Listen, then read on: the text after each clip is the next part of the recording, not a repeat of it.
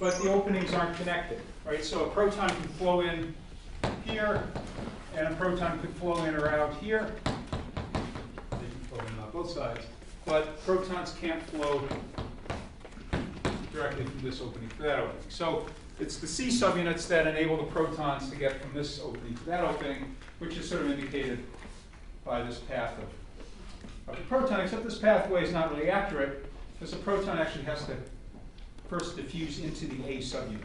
Yes? Are there lysine residues included? No, not in here. These are just open. So the actual proton carrier is the C subunit. And so the C subunit is an alpha helical protein. So there's the cartoon version of the A subunit. It's from a different book. I'll show a structure of this a little bit later. It's not a big deal, but the structure wasn't known at the point when this book was written. But here's the structure of the C subunit. This was from crystallography. So you see it's an alpha helical protein, 2 alpha helices. So it's kind of a cylindrical thing. So these sort of, you can kind of see the cylindrical outline in this ring of C subunits. And it has either an aspartate residue or in some organisms a glutamate that sits about halfway up the helix. And it's that aspartate that's going to actually bind the protons, right? So when they show a proton going in there, the proton is really going into the A subunit, but then it's binding to the aspartate residue, which is about halfway up the C subunit. So the way to try to draw this, let me show you another picture. All right, so here's a picture also from our book. This is looking down on it from the top, where here's the A subunit, and here's the ring of C subunits. So there's usually about 10, although it varies from organism to organism. But there's about 10 C subunits, and the red thing represents the aspartate side chain to which protons can bind, right? So there's 10 of them, and this is all in the membrane, right? So this is now surrounded by lipids, right? So it's very hydrophobic, right? And again, here's the A channel without showing the two partial pathways through it. So to draw a more detailed version of this picture,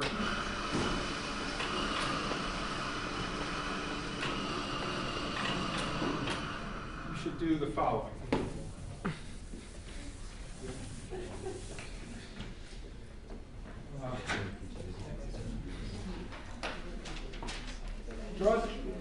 We're going to draw it looking at it from above, as in this vantage point. So your A subunit, put in these sort of openings, right? So these two openings, this is the A subunit.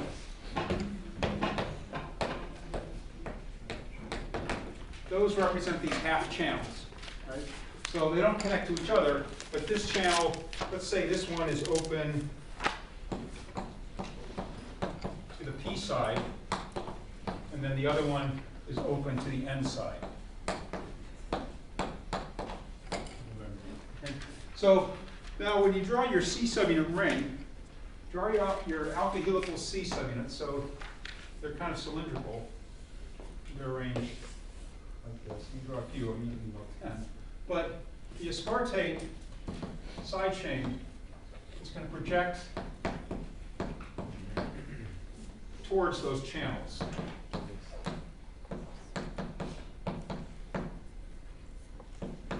Okay, so there's your aspartate side chain. Now, these channels are aqueous. There's water and protons, right? So you could have a negatively charged aspartate projecting into that channel. But for this C subunit, and the next one, and all the rest of them,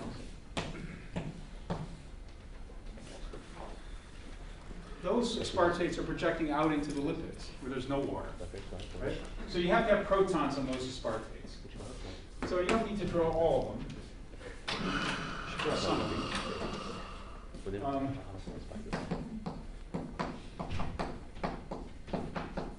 At least draw the first couple there in your channels, right? So this is one way to draw it, where the aspartates that are sitting in those aqueous channels could be negatively charged, but all the other ones have to be pronated. Because otherwise you're trying to put a negatively charged group in a very hydrophobic environment. It takes a lot of energy to do that. Right, now the other thing that I'm going to add, just for consistency with the book, is an arginine residue, which you recall has a side chain with a nitrogen in it, and the arginine can be positively charged. So that's my condensed version of the arginine side chain. The key thing is that the arginine has a positive charge. So this arginine can sit near these two aspartates, and it can actually be near either one of them. And it's most important up here, I think, mechanistically. The book describes it as being bound here, which perhaps that's true. All right, but the idea is that in this picture, the ring of C subunits can't rotate. Because if it rotates in either direction, you'd have to take a negatively charged aspartate and try to move it into the lipid bilayer. Right? And it can't happen. It would take too much energy for that to happen. Right? The only way for this thing to rotate is if one or the other of these groups were to be protonated. Right?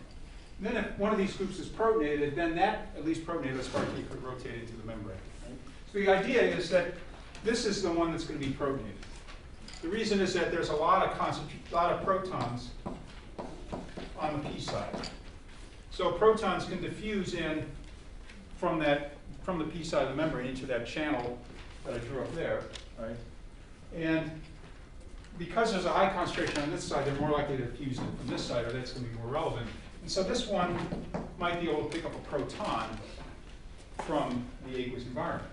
Now, if this one becomes protonated, so there might be an ionic interaction between these two, but if you protonate it, that's going to weaken that interaction. And the suggestion is that this arginine can then sort of move up here. And this is what they say in the book, and I read about this before, but it's important that the arginine is here, I think. I would say. So, where is this? Now, it looks like the arginine is going to hold the aspartate, but it just doesn't hold it that tightly.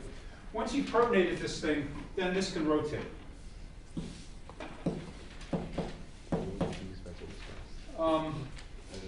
And if it rotates,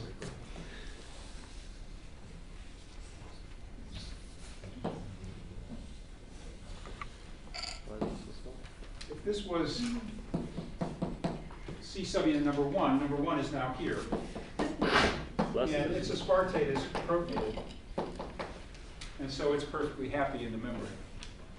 Right? And all the other guys, this was number 2, 3, 4, 5, 6, 7. I didn't draw enough of them, but those are all, they're still protonated, so that doesn't matter. Now, this subunit was negatively charged, so if the whole thing rotates,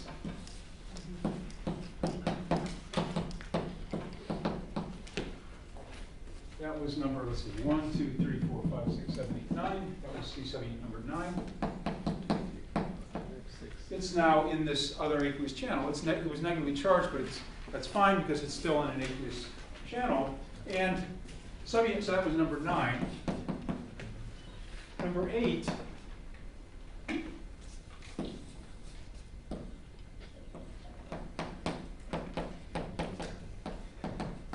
Now that moves into this other channel. The channel opens to the N side.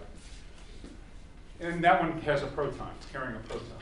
Right, so this was subunit number 8. And then we've got a whole bunch of other ones that nothing changed except they moved a little bit. So it doesn't lose a proton like this? Well, so here's the thing.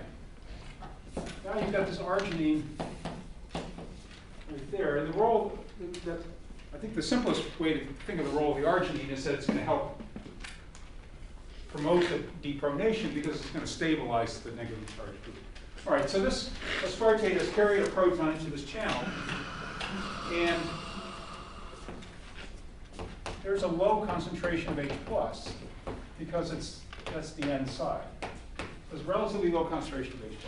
You've got this positively charged arginine sitting right next to it.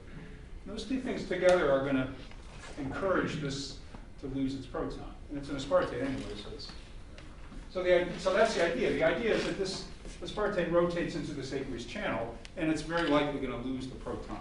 Right? So this thing will deprotonate, and that proton is going to be released, but it's released in the channel that's open to the N side. Right? So the net result is that a proton entered from the p side and a proton exits on the n side. Right.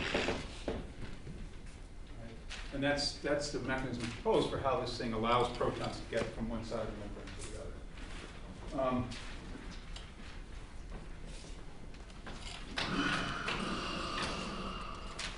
So there are different protons. Like this proton that I found at aspartate number 1 is still here. And I guess in my picture I made 9 subunits, so I guess 8 more protons are going to have to bind for this subunit number 1 to rotate all the way around until it's up there, but eventually it's going to get there and give up its proton. So that's the closing. So there are a number of pictures. I think there are pictures in the book that show this.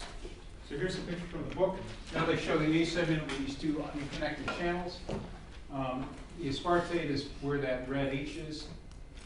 And the arginine, now they're showing it explicitly. The arginine has to swing from the end of one channel to the other. Again, I think, well, so here's they're calling this the P side channel. So the proton's going to have to come in here and bind. And then which direction does this rotate? I guess it's rotating counterclockwise. So it's going to bind the aspartate, and then that aspartate is going to move here. And they show the arginine now swinging over to the A channel. But the idea is that the protons can move in here, and then that C subunit is going to stepwise rotate around this ring until this particular C subunit gets here, and then it can exit out. Yes? When does the arginine stop?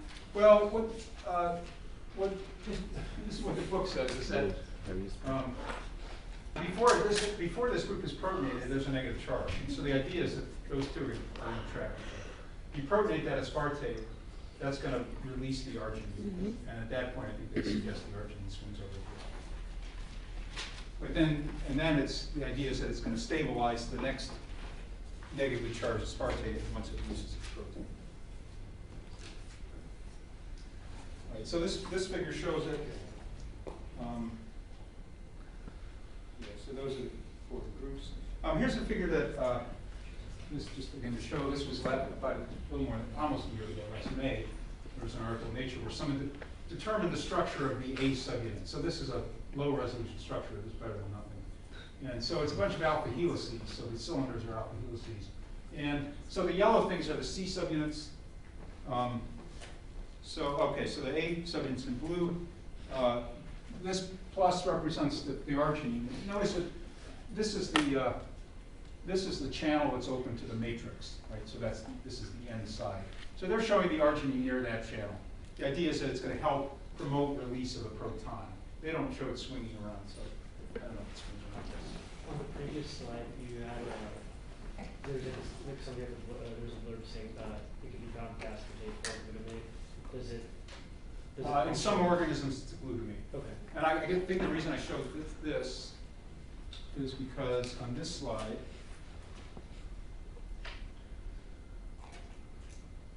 so those are the C subunits. In this particular organism, I don't know what organism it was. It turns out to be. But it doesn't. Yes. I'm just confused which proton is moving from the N side to the P side. So the proton's moving from P to N. Oh, yeah. And so this subunit has a proton. It picked up a long time ago. When this subunit was over here, it picked it up. And then the thing had to rotate one by one. It got here. The next rotation is going to bring it here, and it's going to lose that proton. Right? Meanwhile, a bunch more protons were picked up, because every time this whole thing rotates, whatever subunit is here loses a proton. Whatever subunit rotated here picks up a proton. Wouldn't that also just happen with diffusion? What do you mean? Going from high Yeah. proton concentration. Well, so what are you is that insinuating? powering You're right. Are you suggesting that you don't need the arginine? Because I think you're right. I think the arginine is probably helping, but I think mass action alone should probably. I think so. I think. What do you insinuate? Okay, so this picture again shows this again. And note they put a lot of little red protons. This is the N side, the membrane space side, so a lot of protons, high concentration. They're going to be picked up, and then this subunit is going to rotate here, there, here. So That's another way to show it. All right, one more picture. This is from a different book, but it shows the same thing. Here's a very complicated picture. You don't know about it. Forget about it. And finally, Oh, YouTube. there's this that I showed last time. So if you go to this website, this is a website address on the slide. This is Professor David Nicholson, who was at Leeds, who unfortunately died. But he had this website where he put a lot of animations on it. And I might have mentioned this before. Some of these, I think if you click on Animaps, it brings up a list of animations that he developed. And some of these are things like the reaction to glycolysis, pyruvate dehydrogenase. Some of them are stepwise in chemistry. And so you can look at all these. But the ATP synthase is the best one. So here's the animation. If you click on ATP synthase, it will open this window. So there's his animation of the ATP synthase. Right? So here's the membrane. There's the C subunits, the A subunit. I guess this red is B. Right? And they sort of opened up the F1 part up here so you can sort of see what's going on. Right, so here's the channel, here's the B side, look at all these protons. And they're going to diffuse into this channel and bind these aspartate. They don't show the arginine until it's done, 100%. Notice that they labeled one of them yellow, right? So eventually the yellow one's going to go in. Whoa. So if you just wait. But you can sort of follow, there's that proton. It's going to be carried around, carried around, carried around. Here, the yellow one. What's special about the yellow? Just so you can follow it. Otherwise, they're going to keep the yellow. The red is yellow. Oh, so there's the yellow C subunit. So that's the one that picked up the proton. Meanwhile, it's more, so it's rotating on. Meanwhile, this is the gamma subunit, right? And just rotated, right? So up here, you've got a tight site with ATP bound. You've got an open site, and you've got a loose site. So ATP and phosphate. Meanwhile, the gamma is going to rotate there, rotated. ATP leaves. ATP was made. And this subunit was open, now it's out, so it binds. So this is the margin along. You can follow the yellow C subunit. Eventually that one's going to get over to here. Eventually that proton will come out. So it's fine.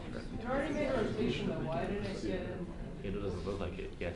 It went out and a new yellow one. It's like a little lag. So let's see what happens with the yellow subunit.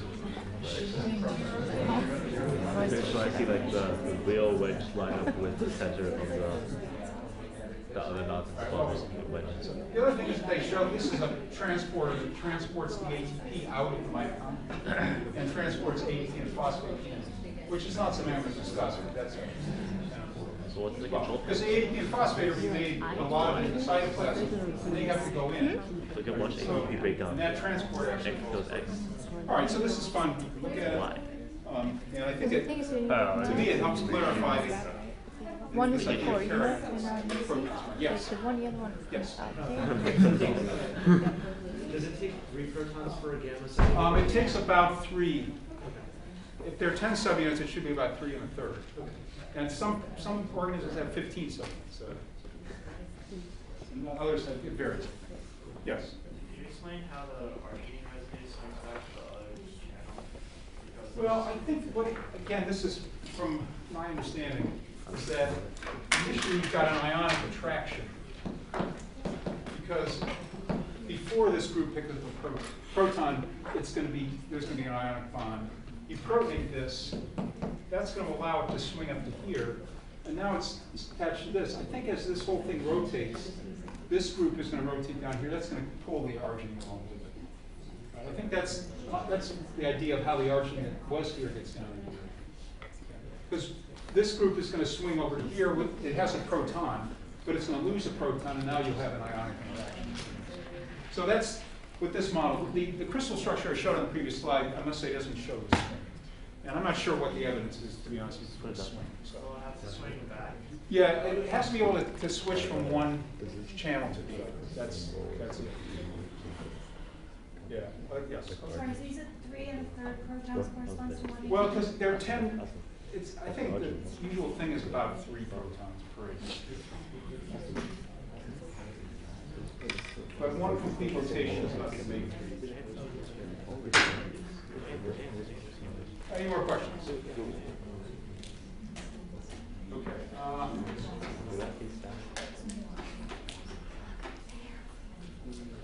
So there are some other videos. There's a lot of videos on YouTube of this thing, so you can get videos of them also. And there, oh yeah, so go to Anna Maps. Okay, so this, I thought I'd put this slide in because we're kind of finished oxidative phosphorylation, except the one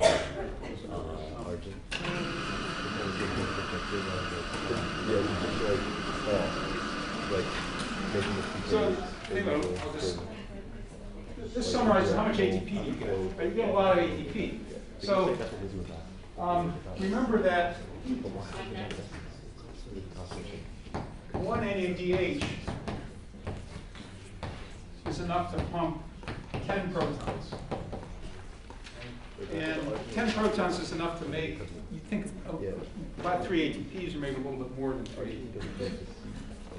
In reality, you get about the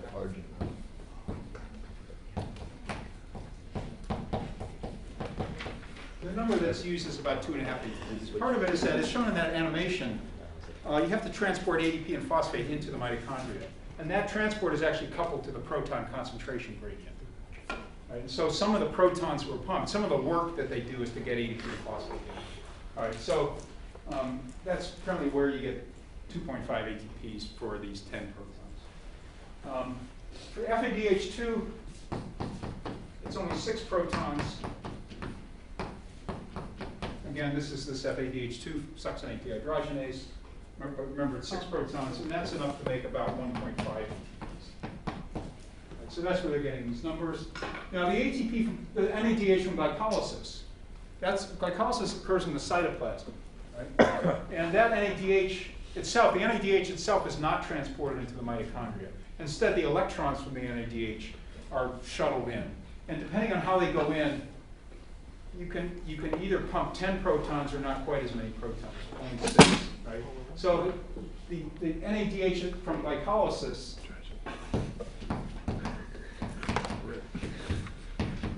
and it really depends on the mechanism of how the electrons get into mitochondria. I'm not sure how it's controlled or regulated. But you get either 2.5 or 1.5. So that's where there's some additional ambiguity here. That's why they say you either get 3 or 5, and then you can read the footnote. Right? And then, so that accounts for everything, except, of course, there's 2 ATPs that are made in glycolysis. And there's 2 ATPs, or in some organisms, GTPs, that are made during the citric acid cycle. Right? So this accounts for everything.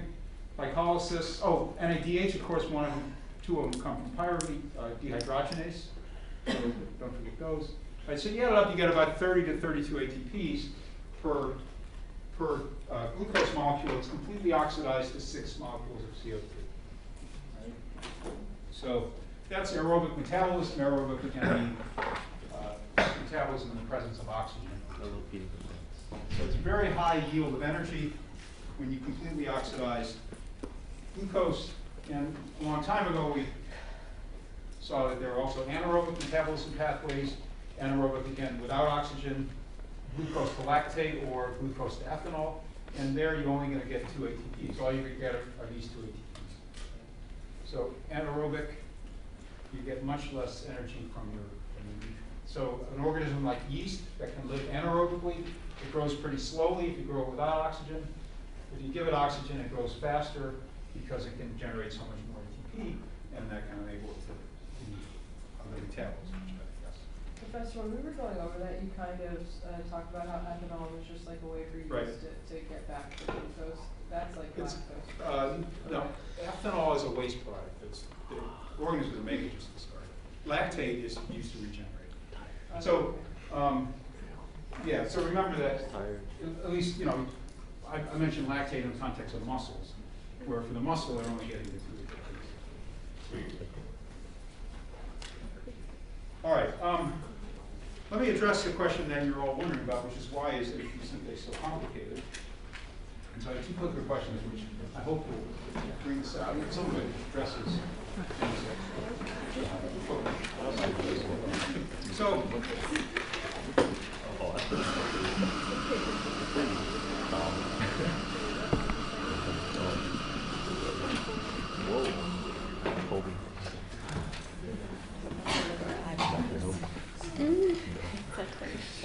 you have practice? Or you can give him a little bit. So, there's a lot of ways you could answer this question. One is it has to couple ATP synthesis to this proton gradient, so of course it has to be complicated. Well, let's put aside the proton gradient. We really want to address just sort of this rotational catalysis mechanism, these L, O, and T sites. And to start this, I want to consider, I hope I'll have time for this. I want to consider a hypothetical ATP synthase.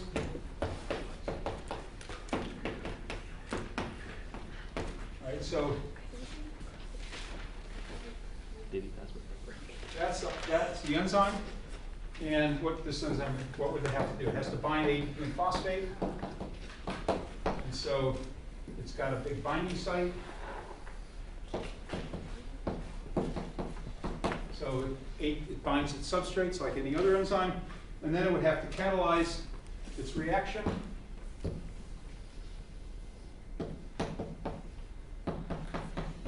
would form the products inside the active site, and then, like any other enzyme, it would have to release the products so it could catalyze the reaction.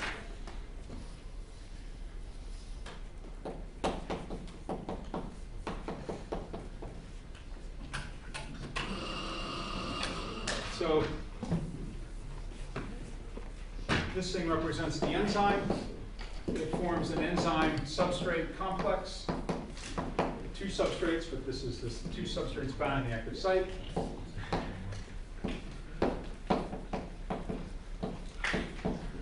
And then it catalyzes the reaction. So the chemistry occurs, the product is formed in the active site, and water is also formed, and then it releases the product. So that's a standard enzyme reaction mechanism. So there are actually a great many enzymes that do this, as I think I mentioned last time. Remember that the actual catalysis, which is happening here, is just, you need a glutamate to protonate the leaving group, the water, and you need arginines and lysines and magnesium to neutralize all that negative charge. Right? So there are a lot of enzymes that do that. Right? But why does a cell use those enzymes to make ATP? Well, the answer is for those other enzymes, they catalyze this reaction, but the net reaction is always in this direction.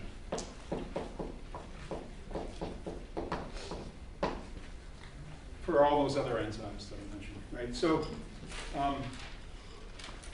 the issue is that if you think about enzymes and how enzymes are supposed to work,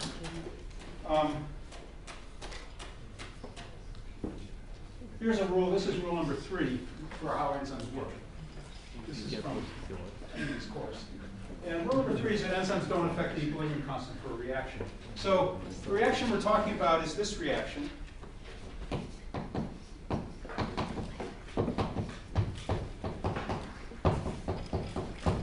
And we remember that the delta G0 prime is minus 30.5 kilojoules per mole. And so that proves what I just said, proves rule number 3. What's the equilibrium constant for this reaction? You can calculate it from that delta G at 25 degrees Celsius. You can calculate that the equilibrium constant is a small number. Oh, there it is. 4.4 times 10 to the minus 6. Okay. So that's a small number. So we could use that number to calculate how much ATP we can make.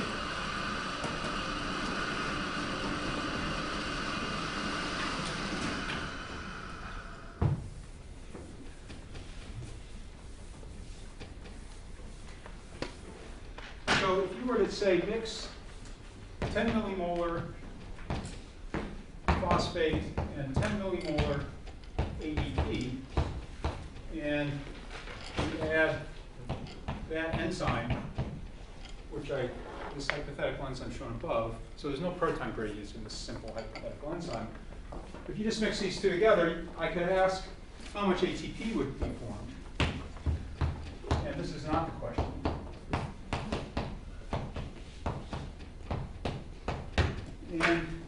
But this is a simple equilibrium calculation because the enzyme will catalyze the reaction until it reaches equilibrium. So any enzyme that catalyzes this reaction will make some ATP. The question is how much ATP? The answer is very little, because at equilibrium, the equilibrium constant is very small. So at equilibrium, there's very little ATP. So to figure this out, you know, it's a pH problem, right? You need to set up this, and that's equal to, let's call it ATP concentration X, and this will be 0.01 minus X times 0.01 minus X, and that all equals 4.4 times 10 to the minus 6.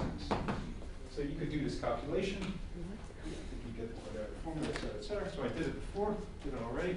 So the answer is you would get less than 1 nanomolar ATP, right? Or 10 to the molar of these things, right? So very little. So you wouldn't get very much. And again, that's because the equilibrium constant is very small. Predicted that. Now, I used 10 millimolar here. I think I chose those because concentrations in the cell are roughly on that order.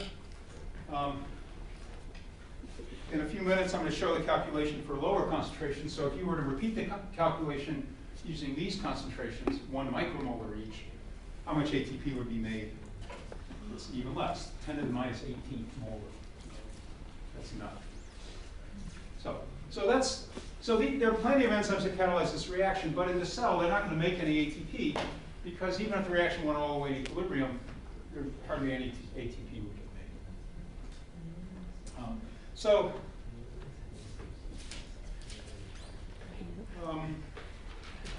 What's the problem?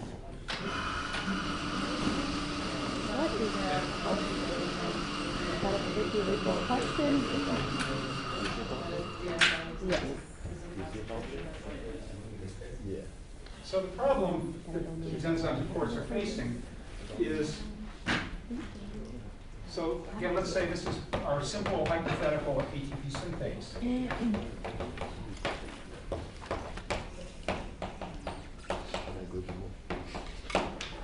If we make the free energy diagram,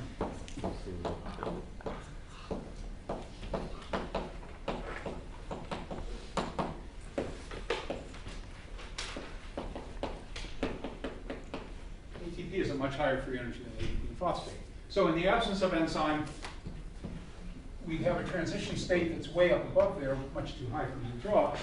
So the reaction is very, very slow without an enzyme. In the presence of an enzyme, the transition state energy is lower, so the reaction is faster, but the enzyme doesn't do anything about this free energy difference. Because remember, that free energy difference, that's the thermodynamic free energy, that's what tells us what KEQ is. Okay? All right, so that's the thermodynamic barrier that ATP synthase has to address. And so how can it address this thermodynamic barrier? Well, let's repeat the question, but now this mechanism that I just drew, this is the equilibrium for this reaction.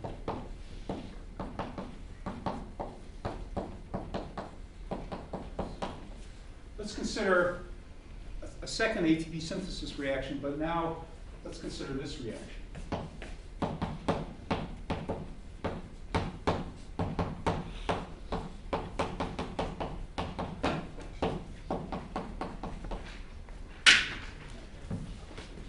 So this is still ATP being synthesized from ADP phosphate, but this is always bound in the active site of the enzyme. Okay? So we're going from the enzyme ADP phosphate complex to the enzyme ATP complex. Right? So what's the equilibrium constant for this reaction? What's the delta G? This does not have to be minus or plus 30.5. It does not have to be plus 30.5 kilojoules. Right? I said that enzymes can't affect the equilibrium, but this equilibrium could be whatever it wants to be, whatever the enzyme makes it. Right? Because this equilibrium here is not this equilibrium. Right? So this is the equilibrium in the active site of the enzyme. All right? So what is the equilibrium constant for ATP synthesis, this reaction, in the active site of the enzyme, in the tight conformation? So that's sort of, when this switched to tight, right, what was the equilibrium constant? So the book gives us a number. The book, I think, tells us, or I calculated from numbers in the book, that the equilibrium constant is 2.4. So this equilibrium constant is drastically different from this one. And it's a little bit bigger than 1. It's not very much bigger than 1. But at least it says that at equilibrium, you'd actually have more ATP than ATP phosphate. So here's, now I'm almost up to the first question. So here's the reaction in solution. These are the parameters. Maybe more. Here's the reaction in the active site of the enzyme. So if KEQ is 2.4, delta G0 is minus 2.17, right? So that's the delta G for this reaction. So how does it do this? How is this enzyme able to make the equilibrium constant in the active site of the enzyme be different from what it is just in solution?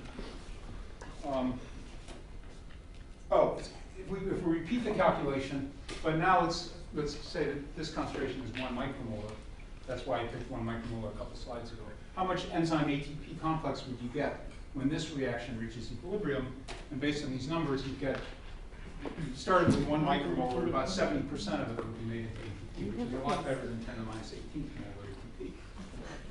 I picked 1 micromolar because maybe that's how much ATP synthase is in the cell. All right, so here's your question. Here's this reaction, no enzyme. Here's the reaction in the active site of the enzyme.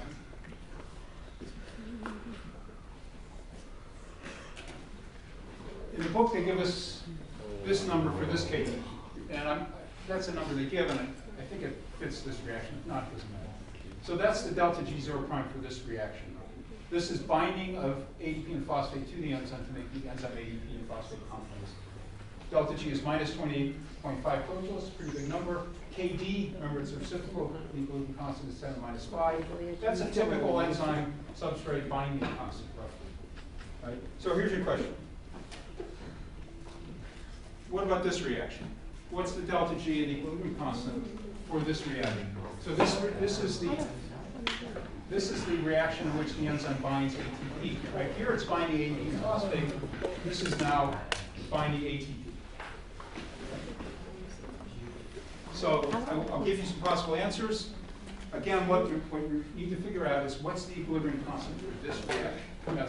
That's what I mean by this. Right? I mean this specific reaction. This is the product of the reactants. I've given you these other numbers. You all brought your calculators. If not, your neighbor did. If you don't remember how to do it, your neighbor does. Yes. Are the K values Look up KD. That's a very good question. Although, here's a hint. You can figure it out from the document.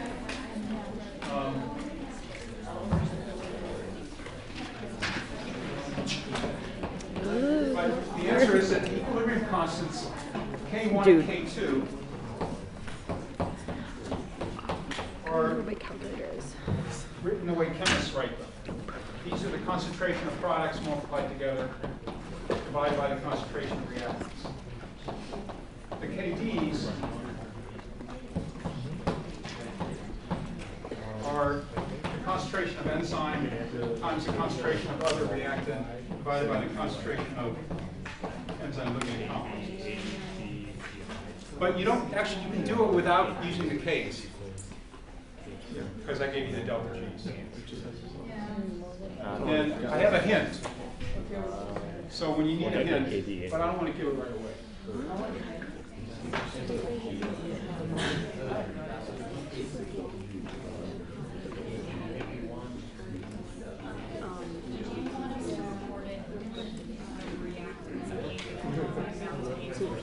Well, for KD is defined in this way. So KD times this.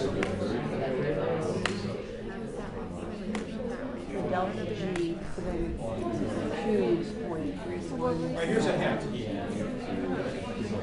This is a free energy diagram, which I made accurate. Right, so I arbitrarily put this, that's all this stuff here, at a free energy of 0.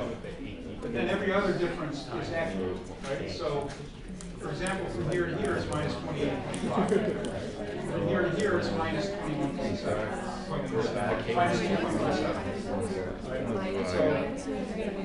me write it out. There's one delta G that applies to this is not shown, and that's one you're supposed to figure out. No. Oh, wait.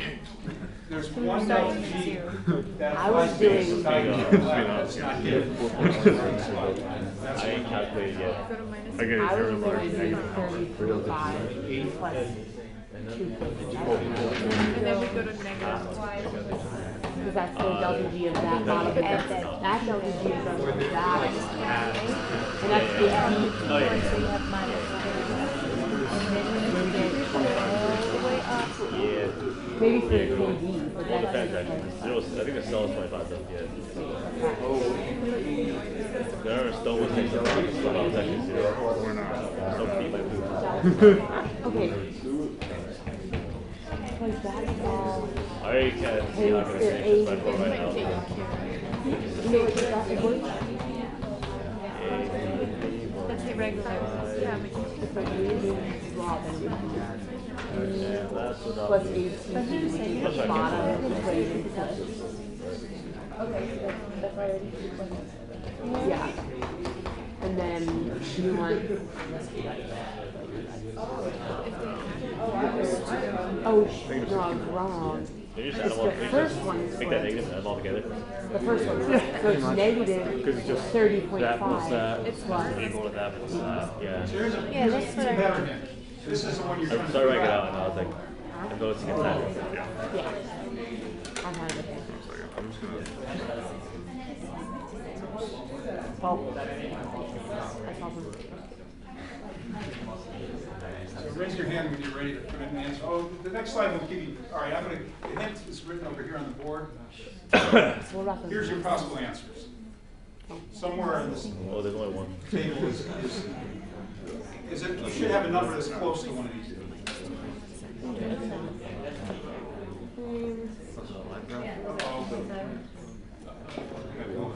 This is also what I got for KD. You can got my calculation. Sorry, I blew it. Hey guys. I was gonna say C. Why? Why what? What are you doing?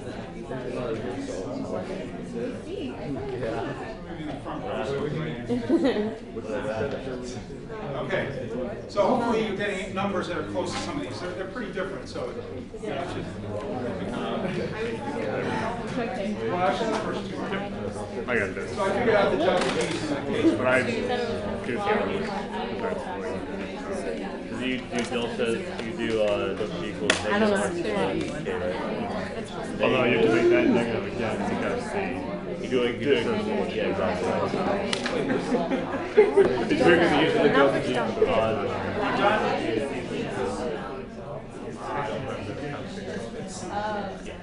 I mean, I calculated this. Yeah, I got the all G one. There's only one with that answer. Why is it the minus? I thought it would have been. Right, you have 30 seconds. There's no difference between tablet and charge programs. It's only I have the 8 hours per skill. week for 6 weeks. That's the time to like when? I don't know. I emailed her a while ago. She hasn't emailed me back. Checking your cat's way too long. It's never gonna develop like this. Oh, there is a pressure fire. And they're there, sure. Volunteer. Volunteer stuff for the summer. What's the answer? Because I got data. C. Everybody got it. All right, so here's the thing. What we said last time is that the system has a tight binding cycle, right? So this is the tight binding cycle.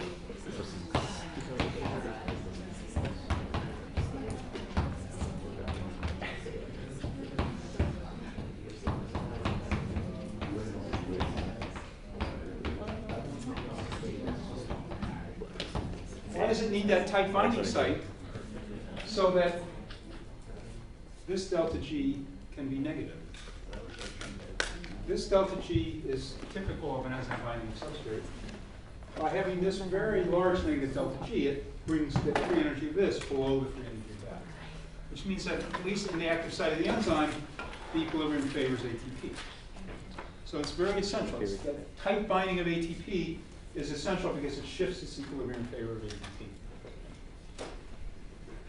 So you already said the enzyme has to bind very tightly, so you just calculated that it does.